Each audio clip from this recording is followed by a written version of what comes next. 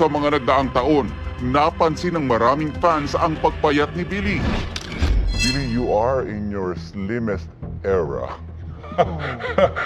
What is the secret? The slimmest or the sickness era? Everyone keeps on, it's a loop. It's like a circle sa buhay ko. It's a non-stop conversation is my nutrition. Bago natin simulan ang video ito, kilalanin muna natin si Billy Crawford. Si Billy Joe Ledesma Crawford ay ipinanganak noong Mayo 16, 1982 at isang Filipino-American na mang-aawit, mananayaw, manunulat ng kanta, aktor at TV host. Siya ay kasalukuyang talent ng ABS-CBN na lumalabas bilang isa sa mga host ng Showtime. Si Crawford ay nanirahan sa New York City at Paris sa loob ng 30 taon at gumugol ng isang taon na naninirahan sa London. Nakatira rin siya sa Los Angeles noong 2007. Noong 2008, pumunta siya sa Maynila para mag-host ng Pinoy Dream Academy. Nag-host din si Crawford ng Miss Earth 2008. Multilingual siya na ang kanyang unang wika ay Tagalog, ang kanyang pangalawa ay Ingles at pangatlo naman sa Pranses. Nakatakdang sumali si Billy sa mga coach para sa paparating na The Voice Kids Philippines. Nagsilbi rin siyang coach para sa The Voice Generations noong nakaraang taon kasama sina Chito Miranda, Julian San Jose at Stel ng SB19.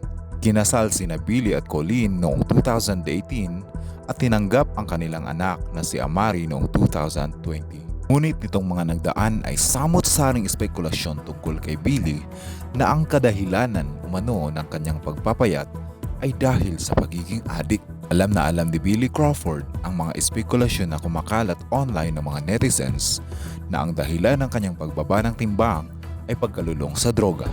Sa kanyang panayam sa 24 oras, sinabi ni Billy na ang pag-aalala sa kanyang kalusugan ay isang loop. Parang circle sa buhay ko, hindi ako nagda-diet. Wika niya. Niya pa ay pwede niyang hamunin lahat ng tao na wala siyang dapat itago. I have nothing to hide, sabi niya. Oo, adik nga ako. Adik ako sa pamilya ko, adik ako sa trabaho ko, and that's it. I'm living, I think, my life to the fullest right now. So yun na nga po mga kaibigan. Pinagmamalaki din niyang ibinahagi niya na 5 taon na siyang matino at wala na siyang alak o sigarilyo mula noon. With God's help and God's grace, he did it.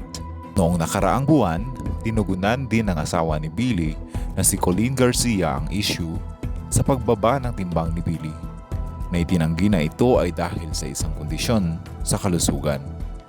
Buwan-buwan bumabiyahe si Billy sa France para magtrabaho. Yung trabaho niya doon, hindi hosting. Nagper-perform talaga siya sa music festivals. Hindi lang nakakaabot dito, hindi kasi siya masyado nagsishare sa social media. Pero he performs almost everyday sa France.